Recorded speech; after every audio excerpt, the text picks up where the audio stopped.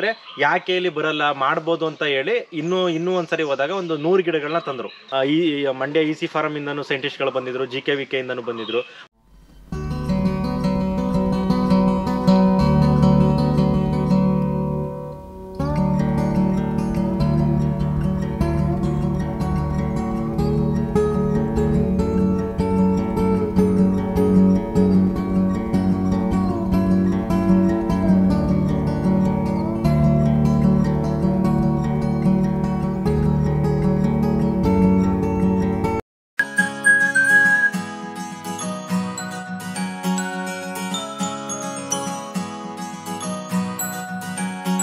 Sir ನಮಸ್ತೆ.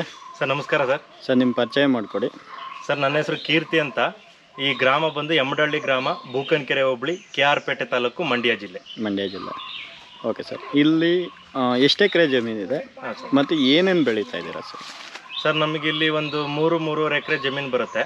Okay. So ಅದರಲ್ಲಿ ಬಹು ಬೆಳೆಗಳನ್ನ ಬೆಳೀತಾ ಇದ್ದೀವಿ. ಅಂದರೆ ಏಕ ಬೆಳೆಗೆ ನಾವು ಸ್ಟಿಕಾನ್ ಹಾಕ್ದೇನೆ ಅಡಿಕೆ, ತೆಂಗು, ಏಲಕ್ಕಿ, ಕಾಳುಮೆಣಸು ಮತ್ತು ಡ್ರ್ಯಾಗನ್, ಹೀಗೆ ಹಲವಾರು ಕೃಷಿ, ಅದರ ಜೊತೆಗೆ ಜೇನು ಕೃಷಿ ಸಹ ಮಾಡ್ತಾ ಇದ್ದೀವಿ. Okay sir. ಆ್ಯಕ್ಚುಲಿ ನೀವು ಓನ್ಲಿ ಅಗ್ರಿಕಲ್ಚರೇ ಮಾಡ್ತಾ ಇದ್ದೀರಾ, ಇಲ್ಲ ನೀವೇನಾದರೂ ಬೇರೆ ಕಡೆ ಕೆಲಸ ಮಾಡ್ತಾ ಇದ್ದೀರಾ? ಸರ್ ಅದೇ ನಾನು ಒಂದು ಕಂಪ್ನಿಯಲ್ಲಿ ಜಾಬ್ ಮಾಡ್ತಾ ಇದ್ದೀನಿ as A work from home.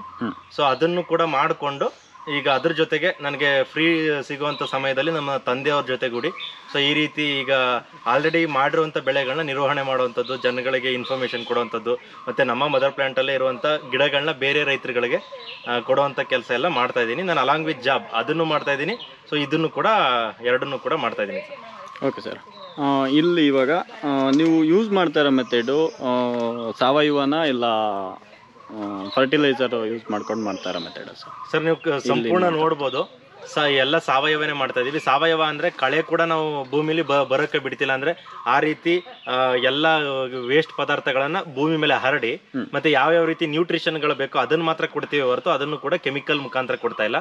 Organically ಜೀವಾಮೃತ ಆಗಿರ್ಬೋದು, ಮತ್ತೆ ಈ ಎಲ್ಲ ನವಧಾನ್ಯಗಳನ್ನ ಅರೆದು ಅದರಿಂದ ಬರುವಂಥ ಇದು ಏನು ಜ್ಯೂಸ್ ಅಂತ, ನವಧಾನ್ಯಗಳ ಜ್ಯೂಸ್ ಅಂತ ಕರಿತೀವಿ, ಅದನ್ನ ಅರೆದು ಎಲ್ಲ ಪ್ರತಿ ಒಂದು ಬುಡಗಳಿಗೆ ಕೊಡುವಂಥದ್ದು. ಹೀಗೆ ಎಲ್ಲ ಕಂಪ್ಲೀಟ್ ಆರ್ಗ್ಯಾನಿಕಲ್ಲೇ ಮಾಡ್ತಾ ಇದೀವಿ. ತೋಟ ಕೂಡ ಅಷ್ಟೇ ಚೆನ್ನಾಗಿದೆ. ನಮ್ಗೆ ಯಾವುದೇ ರೀತಿ ಈಗ ಮಲೆನಾಡಲ್ಲಿ ನೋಡಿರ್ಬೋದು, ಅಡಿಕೆ, ಏಲಕ್ಕಿ ಮತ್ತೆ ಕಾಳುಮೆಣಸು ಪ್ರತಿಯೊಂದಕ್ಕೂ ಒಂದು ಇಯರ್ಲಿ ಒಂದು 5 to 6 times ಸ್ಪ್ರೇ ಮಾಡ್ತಾನೆ ಇರಬೇಕು. ಇಲ್ಲ ಅಂದ್ರೆ ಬೆಳೆ ಲಾಸ್ ಆಗೋ ಚಾನ್ಸಸ್ ಇರುತ್ತೆ. ನೀವು ನೋಡ್ತಾ ಇರ್ಬೋದು, ನಾವು ಯಾವುದೇ ರೀತಿ ಸ್ಪ್ರೇ ಮಾಡ್ತಾ ಇಲ್ಲ. ಸೊ ಕಂಪ್ಲೀಟ್ ಆರ್ಗ್ಯಾನಿಕ್ ಆಗಿ ಏನ್ ಮಾಡ್ಬೋದು, ನಮ್ಮ ಕಚ್ಚಾ ಪದಾರ್ಥಗಳನ್ನ ಬಳಸ್ಕೊಂಡು ಅದ್ರ ಮುಖಾಂತರ ಮಾಡ್ತಾ ಇದೀವಿ. ಒಳ್ಳೆ ರಿಸಲ್ಟ್ ಬರ್ತಾ ಇದೆ ಸರ್. ಇದು ಕಾವೇರಿ KRS ಗಿಂತ ಮೇಲಿನ ಒಂದು ಭಾಗ ಅನ್ಸುತ್ತೆ ನಿಮ್ಗೆ? ಹೌದು ಸರ್. ಒಂದ್ ರೀತಿ ಬಯಲ್ಸೀಮೆ ರೀತಿನೇ ಹೌದು ಇಲ್ಲಿ ಇದಾಗ್ತಾ ಇದೆ. ಇಲ್ಲಿ ನಿಮಗೆ ಒಂದು ಗ್ಯಾರಂಟಿ ಇತ್ತಾ ಅಡಿಕೆ ಜೊತೆಗೆ ಕಾಳುಮೆಣಸು ಮತ್ತೆ ಏಲಕ್ಕಿ ಆಗುತ್ತೆ ಒಂದು ಭರವಸೆ ಇತ್ತಾ ನಿಮ್ಗೆ? ಸರ್ ಹೌದು, ಗುಡ್ ಕ್ವಶನ್. ನಮಗೆ ಸ್ಟಾರ್ಟಿಂಗ್ ಅಲ್ಲಿ ಏನಾಗಿತ್ತು ಅಂದ್ರೆ, ಈಗ ನೀವು ನೋಡ್ತಾ ಇರ್ಬೋದು, ಎಲ್ಲಾ ರೈತರುಗಳು ಮೂಲತಃ ಇಲ್ಲಿ ನಮ್ಮ ರೀಸನ್ ಗಳಿಗೆ ಆಗುವಂತ ಬೆಳೆಗಳನ್ನ ನಂಬ್ಕೊಂಡು ಬದುಕ್ತಾ ಇರ್ತಾರೆ. ಇಲ್ಲಿ ತರಕಾರಿಗಳನ್ನ ಬೆಳಿತಾರೆ, ಅಡಿಕೆ, ತೆಂಗು ಪ್ರಮುಖವಾಗಿ ಬೆಳಿತಾರೆ. ಸೊ ಆಗ ನಮ್ಮ ತಂದೆಯವರು, ಅಂದ್ರೆ ಇದು ಒಂದು 10 ರಿಂದ 12 ವರ್ಷದ ಹಿಂದೆ ನಮ್ಮ ತಂದೆಯವರು ಆ ಕಡೆ ಈಗ ಇದು ಸಕಲೇಶ್ಪುರ ಕಡೆ ಹೋದಾಗ ಸುಮಾರು ಒಂದು 5 ಗಿಡಗಳನ್ನ, ಕಾಳುಮೆಣಸು ಬಳ್ಳಿಗಳನ್ನ ತಂದಿ ನಾಟಿ ಮಾಡಿದ್ರು. ಸೊ ಅದು 5 ಗಿಡಗಳು ಕೂಡ ಹೊರಟೋಯ್ತು. ಸೊ ಆಗ ಅವರು ಏನ್ ಮಾಡಿದ್ರು ಅಂದ್ರೆ, ಯಾಕೆ ಇಲ್ಲಿ ಬರಲ್ಲ ಮಾಡ್ಬೋದು ಅಂತ ಹೇಳಿ ಇನ್ನೂ ಒಂದ್ಸರಿ ಹೋದಾಗ ಒಂದು 100 ಗಿಡಗಳನ್ನ ತಂದ್ರು. ಸೊ 100 ಗಿಡಗಳಲ್ಲಿ ಒಂದು 80 ಗಿಡ ಉಳ್ಕೋತು, ಇನ್ನು ಮಿಕ್ಕಿದ್ದೆಲ್ಲ ಸ್ವಲ್ಪ ಒಂದು 20 ಗಿಡ ಡ್ಯಾಮೇಜ್ ಆಯ್ತು. ಸೊ ಆಗ ನಾವೇನ್ ಮಾಡಿದ್ವಿ, ಅದರಿಂದ ಕಲಿತಾ ಬಂದ್ವಿ. ಒಂದು 80 ಗಿಡ ಇಟ್ಕೊಂಡು ನೀಟಾಗಿ ಕಲಿತು ಯಾವ್ಯಾವ ರೀತಿ ವ್ಯವಸಾಯ ಕ್ರಮಗಳನ್ನ ಮಾಡಬೇಕು, ಮತ್ತೆ ನಮ್ಮ ವಾತಾವರಣಕ್ಕೆ ಗಿಡಗಳು ಯಾವ ರೀತಿ ಅಡ್ಜಸ್ಟ್ ಆಗುತ್ತೆ, ಅದಕ್ಕೆ ಬೇಸಾಯ ಕ್ರಮಗಳು ಏನು, ಅದಕ್ಕೆ ಯಾವ ರೀತಿ ಯಾವ ಹಂತದಲ್ಲಿ ಆಹಾರಗಳನ್ನ ಕೊಡಬೇಕು, ಅಥವಾ ಡಿಸೀಸಸ್ನ ಯಾವ ರೀತಿ ಕಂಟ್ರೋಲ್ ಮಾಡಬೇಕು, ಅದನ್ನೆಲ್ಲ ನಾವು ಅದರಲ್ಲಿ ನೀಟಾಗಿ ಕಲ್ತ್ಕೊಂಡು ನಂತರ ಅದನ್ನ ಏನ್ ಮಾಡಿದ್ರು, ಸಂಪೂರ್ಣ ಒಂದು 2.5 ಎಕರೆಗೂ ಕೂಡ ಸಂಪೂರ್ಣವಾಗಿ ಮಾಡಿದ್ರು. ಈಗ ಒಳ್ಳೆ ರಿಸಲ್ಟ್ ಬರ್ತಾ ಇದೆ. ಮತ್ತೆ ಈಗ ನಮ್ಮ ತೋಟ ಏನಿದೆಯಲ್ಲ, ಅದು ಬೇರೆಯವ್ರಿಗೂ ಒಂದು ಮಾಡಲ್ ರೀತಿ ಆಗಿದೆ. ನೀವು ಹೇಳಿದ್ದೀರಿ, ಇದು ಬಯಲ್ಸೀಮೆ ತರಾನೇ. ಇಲ್ಲಿ ಒಂದು 35-38 ವರೆಗೂ ಟೆಂಪರೇಚರ್ ರೈಸ್ ಆಗುತ್ತೆ. ಸೊ ಇಂಥ ಜಾಗದಲ್ಲೂ ಕೂಡ ಒಂದು ಒಳ್ಳೆ ರೀತಿಯಲ್ಲಿ ಬೆಳೆ ಬರ್ತಾ ಇದೆ. ಅಂದ್ರೆ ಈಗ ಈ ಮಂಡ್ಯ ಇಸಿ ಫಾರಂ ಇಂದನೂ ಸೈಂಟಿಸ್ಟ್ಗಳು ಬಂದಿದ್ರು, GKVK ಇಂದನೂ ಬಂದಿದ್ರು. ಅವರೆಲ್ಲ ಹೇಳೋದು ಒಂದೇ, ನಮಗೆ ನೀವು ಮಲೆನಾಡಿಗಿಂತನೂ ಅದ್ಭುತ ಬೆಳೆಯನ್ನ ತೆಗಿತಾ ಇದೀರಿ ಅಂತ. ಈ ಒಂದು ಜಾಗದಲ್ಲಿ ಯಾವುದೇ ಕೆಮಿಕಲ್ಗಳ ಸ್ಪ್ರೇ ಇಲ್ದಾನೆ, ಅಂದ್ರೆ ನಿಮ್ದೊಂದು ಒಳ್ಳೆ ಕೆಲಸ ಮಾಡ್ತಾ ಇದೀರಿ ಅಂತಾನು ಕೂಡ ನಮಗೆ ಒಂದು ಉತ್ಸಾಹವನ್ನ ತುಂಬಾ ಕೆಲಸ ಮಾಡಿದ್ದಾರೆ. ನೀವು ಹೇಳ್ದಂಗೆನೆ ನಮಗೂ ಒಂದು ಸ್ವಲ್ಪ ಒಳಮನಸ್ಸಲ್ಲಿ ಇತ್ತು, ಬರುತ್ತೋ ಬರಲ್ವೋ ಅಂತ. ಬಟ್ ನಾವು ಚಿಕ್ಕದ್ರಿಂದ ಸ್ಟಾರ್ಟ್ ಮಾಡಿ ಅನಂತರ ಅದನ್ನೇ ಎಕ್ಸ್ಪೆಂಡ್ ಮಾಡ್ತಾ ಹೋದ್ವಿ. ನಮ್ಮ ಗಿಡಗಳನ್ನೇ ಮಾಡ್ಕೊಂಡು ಹೋಗ್ತಾ ಇರೋದ್ರಿಂದ ನಮ್ಗೆ ಯಾವುದೇ ರೀತಿ ರೋಗಗಳು ಬಂದಿಲ್ಲ, ಮತ್ತೆ ಎಲ್ಲಾ ಗಿಡಗಳು ಕೂಡ ಸಕ್ಸಸ್ ಆಗಿದಾವೆ ಸರ್. ಅಂದ್ರೆ ಇವಾಗ ನೀವು ಏನು 2.5 ಎಕರೆ ಮಾಡಿದ್ದೀರಾ, ಇದರಲ್ಲೆಲ್ಲ ಇವಾಗ ನೀವು ಫಸ್ಟ್ ಸ್ಟಾರ್ಟಿಂಗ್ ಅಲ್ಲಿ ತಂದಿರೋ ನಿಮ್ಮ ತೋಟದ ಗಿಡಗಳನ್ನ ಎಕ್ಸ್ಪೆಂಡ್ ಮಾಡ್ಕೊಂಡು ಹೋಗಿರೋದು? ಹೌದು ಸರ್, ಹೌದು. ಈಗ ನಮ್ಮ ತೋಟದಲ್ಲಿ ಏನು ಒಂದು 80 ಗಿಡ ಹಾಕಿದ್ವಲ್ಲ ಕಾಳುಮೆಣಸು, ಅದರಿಂದಾನೇ ಕಲ್ತು ಅದರ 80 ಗಿಡದಲ್ಲೂ ಕೆಲವು ಒಂದು 2 ವರ್ಷ ಆದ್ಮೇಲೆ ಒಂದು 20-30 ಗಿಡಗಳು ಅದರಲ್ಲೂ ಹೋಯ್ತು. ಸುಮಾರು ಒಂದು 40 ಗಿಡ ಫೈನಲ್ ಉಳಿಸ್ಕೊಳಕ್ ಸಾಧ್ಯ ಆಯ್ತು ನಮ್ಗೆ.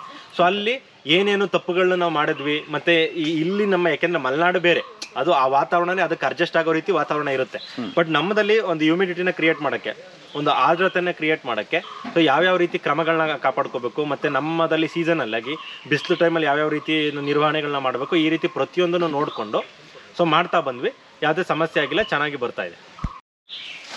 ಇವಾಗ ಟೋಟಲ್ಲು 2.5 ಎಕರೆ ಇದರಲ್ಲಿ ಅಡಿಕೆ, ಕಾಳುಮೆಣಸು ಮತ್ತೆ ಏಲಕ್ಕಿ 3 ಇದು ಪ್ಲಸ್ ತೆಂಗು. ಓಕೆ ಸರ್, ಈ ಇದರಲ್ಲಿ 2.5 ಎಕರೆಯಲ್ಲಿ ಎಷ್ಟು ಅಡಿಕೆ ಇದೆ ಸರ್? 2.5 ಎಕರೆಯಲ್ಲಿ ನಮಗೆ ಸುಮಾರು ಒಂದು 800 ಗಿಡ ಅಡಿಕೆ ಇದೆ. ಓಕೆ. ಮತ್ತೆ ಈಗ ಒಂದು 60ರಿಂದ 80 ತೆಂಗಿದೆ ಸರ್. ತೆಂಗಿದೆ.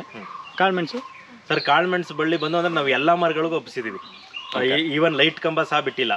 ಸೊ ಪ್ರತಿಯೊಂದು ಮರಗಳಿಗೂ ಅದನ್ನ maximum utilisation of land and ಭೂಮಿಯನ್ನು ಪರಿಪಕ್ವವಾಗಿ ಉಪಯೋಗ ಮಾಡ್ಕೊಳ್ಳೋದು. ಸೊ ಅದರಿಂದ ಬಹು ಬೆಳೆ ಮಾಡಿರೋದ್ರಿಂದ ಪ್ರತಿ ಒಂದು ಅಡಿಕೆ ಮರ ಆಗಿರ್ಬೋದು, ಪ್ರತಿಯೊಂದು ತೆಂಗಿನ ಮರ ಆಗಿರ್ಬೋದು, ಮತ್ತೆ ಬಾರ್ಡ್ರಲ್ಲಿ ಕೆಲವು ಸೈಡು ಒಂದು ಈ ತೇಗದ ಮರ ಇದೆ, ಟೀ ಕುಡ್ ಇದೆ, ಮತ್ತೆ ಸಿಲ್ವರ್ ವುಡ್ ಇದೆ. ಸೊ ಪ್ರತಿಯೊಂದು ಮರಗಳಿಗೂ ಸೇರಿ ನಮ್ದು ಒಂದು 1,000-1,500 ಬಳ್ಳಿಗಳ ಮೇಲೆ ಬರುತ್ತೆ ಸರ್. 1,500 ಬಳ್ಳಿ. ಏಲಕ್ಕಿ ಎಷ್ಟು ಬರ್ಬೋದು ಸರ್? ಏಲಕ್ಕಿ ಕೂಡ ಅಂದ್ರೆ ನಾವು 6x6 ಮಾಡಿದೀವಿ. ಸೊ ಅದು ಕೂಡ ನಮಗೊಂದು 1,300ರಿಂದ 1,500 ಗಿಡ ಅದು ಏಲಕ್ಕಿನೂ ಬರುತ್ತೆ. 1,500 ಗಿಡ ಏಲಕ್ಕಿ ಬರುತ್ತೆ. ಓಕೆ. ಈ ಇದರಲ್ಲಿ ಈಗ ಇಷ್ಟೆಲ್ಲ ನೀವು ಹೊಂದಾಣಿಕೆ ಇದು ಮಾಡಿದ್ರಿ, ಪ್ಲಸ್ ಇವಾಗ ತೋಟಗಾರಿಕೆ ಜೊತೆಗೆ ಕಾಡು ಕೃಷಿ ಅಂತ ಹೇಳಿದ್ರೆ ಈಗ ಇದು ಒಂಥರ ಏನಂತಾರ ಇನ್ಶೂರೆನ್ಸ್ ತರ, ಲಾಂಗ್ ಟರ್ಮ್ ಇನ್ಸೇಜ್ ಒಂದು 20-30 ವರ್ಷ ಹೋದ್ಮೇಲೆ ಅದರಿಂದನೂ ಇನ್ಕಮ್ ಬೇಕು ಅನ್ನಿಸುತ್ತೆ. ಓಕೆ, ಇಷ್ಟೆಲ್ಲ ಇದು ಮಾಡೋದಕ್ಕೆ ಎಸ್ಪೆಷಲಿ ನೀವು ಇವಾಗ ಹೇಳ್ತಾ ಇದ್ರೆ ಸಾವಯವ, ಅದರಲ್ಲೂ ಝೀರೋ ಕಲ್ಟಿವೇಶನ್, ನೀವು ಈ ಝೀರೋ ಕಲ್ಟಿವೇಶನ್ ಸಾವಯವ ಅನ್ನೋ ಒಂದು ಮೆಥಡ್ಗೆ ಹೋಗ್ಬೇಕು ಅಂತ ಏನಕ್ಕೆ ಅನ್ನಿಸ್ತು? ಯಾಕೆ ಅಂತ ಹೇಳಿದ್ರೆ ಈಗ ನಮ್ಮ ಬಯಲು ಸೀಮೆ ಆಗಿರ್ಬೋದು, ಈ ಕಡೆ ಎಲ್ಲ ಏನು ಅಂತ ಹೇಳಿದ್ರೆ ಯಥೇಚ್ಛವಾಗಿ ನೀರು ಇರೋದ್ರಿಂದ, ಅಂದ್ರೆ ನಿಮ್ಮ ಭಾಗದಲ್ಲಿ ಓಕೆನಾ, ಕೆನಾಲು ಪ್ಲಸ್ ಬೋರ್ವೆಲ್ ಇರೋದು, ನೀರು ಇರೋದ್ರಿಂದ ತುಂಬಾ ಜನ ಅಂತ ಹೇಳಿದ್ರೆ ನಾವು ಗೌರ್ಮೆಂಟ್ ಫರ್ಟಿಲೈಸರ್ಸ್ ಯೂಸ್ ಮಾಡಿಕೊಂಡು ರಾಸಾಯನಿಕ ಕೃಷಿಯಲ್ಲೇ ತುಂಬಾ ಇಂಟ್ರೆಸ್ಟ್ ಈ ಕಡೆ ಈ ಭಾಗದ ತುಂಬಾ ರೈತರಿಗೆ. ನಿಮಗೆ ಯಾಕೆ ಸಾವಯವ ಪ್ಲಸ್ ಝೀರೋ ಕಲ್ಟಿವೇಶನ್ ಮಾಡಬೇಕು ಅನ್ನಿಸ್ತು? ಸರ್, ಇದು ಉತ್ತಮವಾದಂಥ ಪ್ರಶ್ನೆ. ಈಗ ನಮ್ಮದು ರೈತರು ಏನಾಗಿದೆ ಅಂದ್ರೆ ಒಬ್ರು ನಮ್ಮ ಪಕ್ಕದಲ್ಲಿ ಯಾರು ಮಾಡ್ತಾ ಇದ್ದಾರೆ ಅದನ್ನ ನೋಡ್ಕೊಂಡು ಕಲಿಯುವಂತವ್ರು ಬಹಳಷ್ಟು ಜನ ಇರ್ತಾರೆ. ಸೊ ಅಂದ್ರೆ ಕೆಲವರಿಗೆ ಭಯನೇ ಇರುತ್ತೆ, ಏನಾಗುತ್ತೋ ಹೊಸ ಬೆಳೆಗಳನ್ನ ಮಾಡಿದ್ರೆ ಅಂತ. ಸೊ ಈ ಕಾರಣದಿಂದಾಗಿ ನಾವು ಅನ್ಕೊಂಡ್ವಿ ಫಸ್ಟ್ ಸ್ಟಾರ್ಟಿಂಗ್ ಅಲ್ಲಿ, ಅಂದ್ರೆ ಗಿಡ ನಾಟಿ ಮಾಡ್ಬೇಕಾದ್ರೆ ಸೊ ನಾವು ಇದು ಬೇರೆ ಪ್ರದೇಶದ ಬೆಳೆ ಎಕ್ಸ್ಪೆಷಲಿ, ಯಾಕೆಂದ್ರೆ ನಮ್ಮ ಈ ಬಯಲುಸೀಮೆಯ ಬೆಳೆಗಳಲ್ಲ ಏಲಕ್ಕಿ ಮತ್ತೆ ಕಾಳುಮೆಣಸು. ಬಟ್ ನಾವು ಅಲ್ಲಿ ಆ ಕಡೆ ಬೆಳೆನ ಇಲ್ಲಿ ನಾವು ಬೆಳಿಬೇಕು ಅಂದ್ರೆ ಕೆಲವು ಪ್ರಮುಖ ಕಾರ್ಯಗಳನ್ನ ನಾವು ನಿರ್ವಹಣೆ ಮಾಡಬೇಕು. ಏನಂದ್ರೆ ಅದರಲ್ಲಿ ಇಂಪಾರ್ಟೆಂಟು ಆಹಾರ ಕ್ರಮ. ಒಬ್ಬ ಮನುಷ್ಯನ್ಗೆ ಯಾವ ರೀತಿ ಅಡ್ಜಸ್ಟ್ ಆಗುತ್ತೋ ಬೇರೆ ಒಂದು ಪ್ರದೇಶಕ್ಕೆ ನೆಲೆಸ್ತೀನಿ ಹೋಗಿ ಅಂದ್ರೆ ಗಿಡಗಳಿಗೂ ಕೂಡ ಅದೇ ಇಂಪಾರ್ಟೆಂಟ್ ಆಗುತ್ತೆ. ಸೊ ಆ ಟೈಮಲ್ಲಿ ನಾವೇನ್ ಮಾಡಿದ್ವಿ, ಕೆಮಿಕಲ್ ಹೋದ್ರೆ ಕೆಲವು ಇದು ಸಮಸ್ಯೆಗಳು ಎದುರಾಗ್ಬೋದು ಅನ್ನೋ ಒಂದು ಕಾನ್ಸೆಪ್ಟ್ ಅಲ್ಲಿ ಏನ್ ಮಾಡಿದ್ವಿ, ಕೆಮಿಕಲ್ ಮಾಡ್ದೇನೆ ಆರ್ಗ್ಯಾನಿಕಲ್ ಮಾಡಿದಾಗ ನಾವು ಉಳಿಸ್ಕೊಳ್ಳುವಂತ ಸಂಖ್ಯೆ ಜಾಸ್ತಿ ಆಯ್ತು. ಈಗ ಒಂದು 100 ಪ್ಲಾಂಟ್ ಅಂತ ಹೇಳಿದ್ರೆ ಕೆಮಿಕಲ್ ಮಾಡ್ತಿದಾಗ ಕೆಲವು ಈ ಮಣ್ಣಿಗೆ ಮತ್ತೆ ಕೆಮಿಕಲ್ಗೆ ಆ ಗಿಡಗಳಿಗೆ ಸೆಟ್ ಆಗ್ದಾನೆ, ವಾತಾವರಣಕ್ಕೆ ಸೆಟ್ ಆಗ್ದಾನೆ ಡ್ಯಾಮೇಜ್ ಆಗೋದು ಹೋಗುವಂತ ಸಮಸ್ಯೆಗಳು ಬಂದಾಗ ಸೊ ನಾವ್ ಏನ್ ಮಾಡಿದ್ವಿ, ಅಲ್ಲೇ ತಿಳ್ಕೊಂಡ್ವಿ. ಸೊ ಚಿಕ್ಕ ಪ್ರಮಾಣದಲ್ಲಿ ಕೆಮಿಕಲ್ ಬಳಸಿದಾಗ ಯಾವ ರೀತಿ ಎಫೆಕ್ಟ್ಗಳಾಯ್ತು ಅಂತೇಳಿ. ಸೊ ಮೊದಲಿಂದನೂ ನಾವು ಅಡಿಕೆ ಮತ್ತೆ ತೆಂಗಿಗೆ ಯಾವುದೇ ರೀತಿ ಕೆಮಿಕಲ್ ಬಳಸ್ತಿರ್ಲಿಲ್ಲ.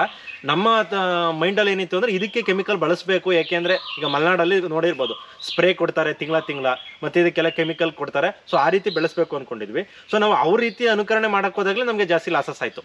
ಬಟ್ ನಾವು ಯಾವ ರೀತಿ ಅಡಿಕೆ ಮತ್ತೆ ತೆಂಗಿಗೆ ಸಾವಯವವಾಗಿ ಮಾಡ್ತಿದ್ವಲ್ಲ ಅದನ್ನೇ ಫಾಲೋ ಅಪ್ ಮಾಡ್ತಾ ಬಂದಾಗ ನಮ್ಗೆ ಗಿಡಗಳ ಬೆಳವಣಿಗೆ ಚೆನ್ನಾಗಿ ಬಂತು, ಮತ್ತೆ ಗಿಡಗಳು ಉಳ್ಕೊಳ್ಳುವಂತ ಚಾನ್ಸಸ್ ಜಾಸ್ತಿ ಆಯ್ತು. ಸೊ ಅನಂತರ ಫಸ್ಟ್ ನಾವೊಂದು 10 ವರ್ಷದ ಹಿಂದೆ ಕಾಳುಮೆಣಸು ಕೃಷಿನ ಸ್ಟಾರ್ಟ್ ಮಾಡಿದ್ವಿ. ರೀಸೆಂಟ್ ಆಗಿ ಒಂದು 3 to 4 years ಅಂದ್ರೆ 3-4 ವರ್ಷಗಳ ಹಿಂದೆ ಏಲಕ್ಕಿನೂ ಸಹ ಇದ್ರ ಒಳಗಡೆ ಮಾಡ್ಬೋದು ಅಂತೇಳಿ ಮಾಡಿದೀವಿ. ಏಲಕ್ಕಿಲಿ ಒಳ್ಳೆ ಚೆನ್ನಾಗಿ ಸಕ್ಸಸ್ ಆಗಿದೆ. ಸುಮಾರು ಕಳೆದ ವರ್ಷ ಒಂದು 600 kg ಅಷ್ಟು ಏಲಕ್ಕಿನ ತೆಗೆದಿದ್ದೀವಿ ಈ ಭಾಗದಲ್ಲಿ. ಅದೊಂದು ಹೆಮ್ಮೆಯ ವಿಚಾರ ಅಂತಾನೆ ಹೇಳ್ಬೇಕು. 600 kg ಏಲಕ್ಕಿ ಡ್ರೈ ಏಲಕ್ಕಿ ತೆಗೆದಿದ್ದೀವಿ. ಓಕೆ, ಈ ತೋಟದ ನಿರ್ವಹಣೆ ಬಗ್ಗೆ ಸ್ವಲ್ಪ ಹೇಳ್ಕೊಡ್ತೀರಾ? ಅಂದರೆ ಇದರ ನೀರು ಯಾವ ರೀತಿ ಇದು ಮಾಡ್ತಾ ಇದ್ದೀರಾ? ಅಂದರೆ ನೀವು ಸಾವಯವ ಈ ದನದ ಗೊಬ್ಬರ ಆಗಿರ್ಬೋದು, ಕುರಿ ಗೊಬ್ಬರ ಇಲ್ಲ ಯಾವ ರೀತಿಯ ಇದನ್ನು ಯೂಸ್ ಮಾಡ್ತಾರೆ ಗೊಬ್ಬರಗಳು, ಅದ್ರ ಬಗ್ಗೆ ಒಂದು